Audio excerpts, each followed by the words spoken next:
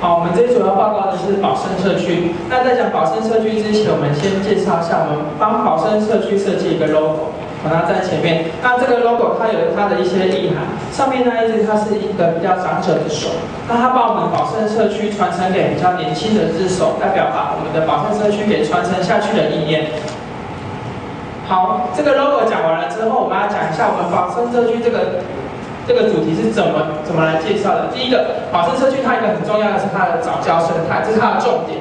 然后第二个，除了生态之外，社区的人也很重要，所以说社区参与是我们的重点。那我们要透过什么方式？我们要透过的方式其实是教学参访。比如说，为什么我们不做观光？因为我们其实问过当地的人说，你们希望很多人来宝生这里观光吗？他说他们其实不想被打扰到。那其实可是他们欢迎什么？他们欢迎企业、欢迎学校过来参访。所以说我们要做的是教学参访的部分。那教学参访我们分成中学、中小学跟大学。那中小学的部分就交给盛华。谢谢。我们的那个社区推广部分呢，就是我们这个活动名称叫做宝生社区的冒险之旅。那为什么叫冒险呢？因为这个活动我们主要设计给小朋友，就是希望小朋友通过游戏跟冒险的方式呢，去体验当地的整个文化这样子。这是我们的元气。乡土意识就是当现代人呢，就是因为忙碌的关系，所以比较缺乏一些乡土的意识。第二个教学方式的改变，我们希望小朋友走出课堂，就是离开课堂之外，所以只有课堂之外呢，还可以到现场去参访、实地的参与。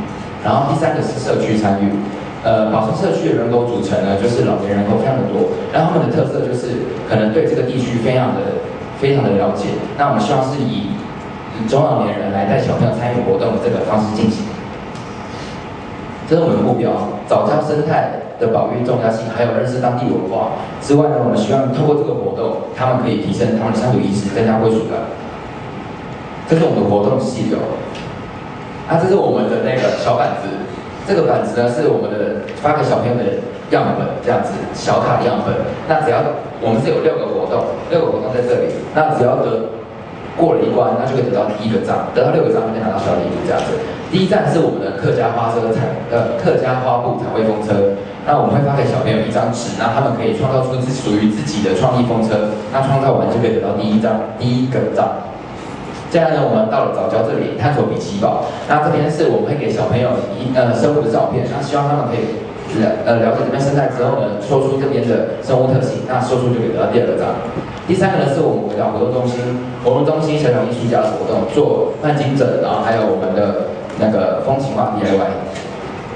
现在第4站是到我们的补给工，那补给工呢，我们是想说用 Q&A 的方式去进行这个活动。那例如说，补给工是在哪个朝代兴建的？答对了就可以得到第4个章。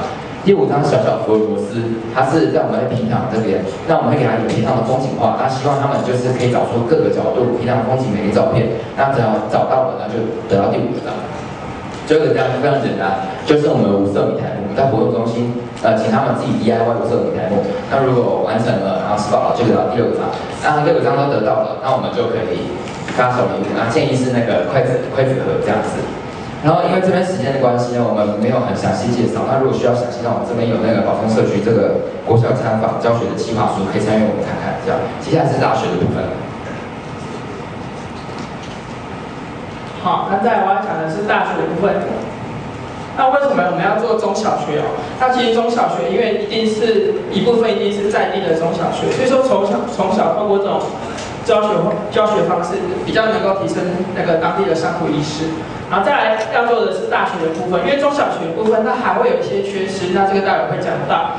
那大学部分我们先做背景分析，为什么要做大学？因为大家都知道，大学教授有3个任务：教学、研究跟社会服务。那其实这3个都可以跟我们宝生社区做配合。再来，我们分析一下我们的地缘关系。宝生社区在各位的左手边这一边，那离它最近的大学有这几间，那尤其里面中央跟元智有它的相关科系，这待会也会做介绍。好，最后一个我们分析一下它社区的活动，它有聚餐、送餐跟长青中心这些东西。那已经有的正在做，那有的有做过，可是停办了。那原因为什么？因为他们说他们缺乏人力的部分，因为他们人力非常吃紧，施工非常吃紧。那还没有听说他们的经费的问题，因为他们都有跟政府申请一些方案，所以说经费的部分都还 OK。可是人力的话，他们是非常缺乏的，所以说我们要做的是大学的部分。好，那大学的课程我们可以分成几个课程，第一个右边的通识课程，跟左边的相关科系的专业课程。那我们先看通识课程，通识课程可以分成两个，第一个是社区服务，另外一个是乡土文化。那社区服务就可以做到刚刚讲的聚餐、送餐、常青中心这个。啊，乡土文化呢有生态跟客家可以来做。好，第二个是相关科系的专业课程哦。那我们去查了，我们相关科系有刚刚讲到的中央大学的客家研究所、科研所，跟元智大学的社科院。那这两间我们要共同做的一个东西是故事建档的部分，我们要把保生社区的故事、客家的故事给传承下去。那第二个，中央科研所它还可以做的是客家特色的部分。那元智社科院呢是可以做到老人福利的部分、社区照顾的部分。好，这我们把课程的部分给分析完了，再知道怎么来执行。好，第一个执行面的问题。好，来社区服务课程，社区服务课程它可以做什么？第一个，学校培训志工。好，这个志工是由学校来培训。那以前我在大学的经验来讲，其实只要社区跟学校的学务处或者是通识中心联络，其实学校都还蛮有意愿配合的。那再来，大学生可以做什么？可以进摊进社区，啊，还可以帮助常青中心。我们说过，他有那些聚餐送餐的活动，他们是缺志工的。好，所以说也可以由大学生来支援社区这一块。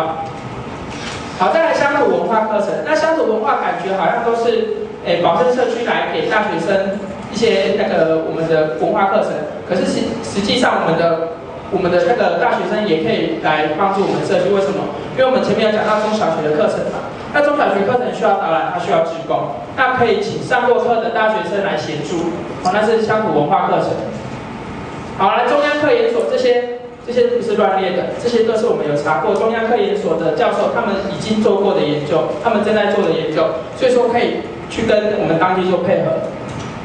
好，最后一个元智社科院的部分，元智社科院它其中有一个系叫做老人福利社工系，那有一门课叫做老人福利理论与实务。那这一门课呢，它里面有个机构参访，那机构参访它会到常青中心去，它一样的保生中心保生社区呢，也可以跟这个社科院做表达他们的意愿，可以来做合作的部分，这是执行面。好，再来这是我们这一组的组员，那其中谚语帮我们做了一个作品，那我们请谚语看一下。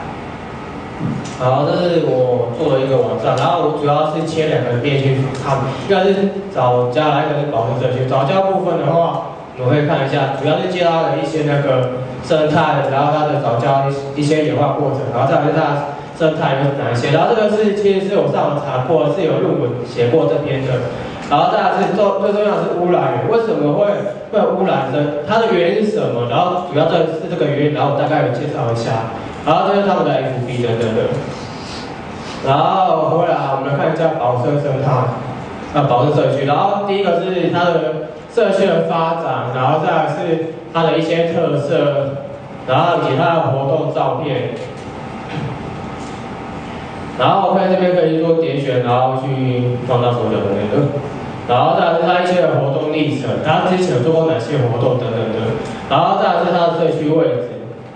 然后就是因为我们这个网站其实是架构好的，然后如果要增加功能的话，其实是可以的。然后可能也可以请社区的方面跟我洽谈这样子。然后我们报告到此结束，谢谢。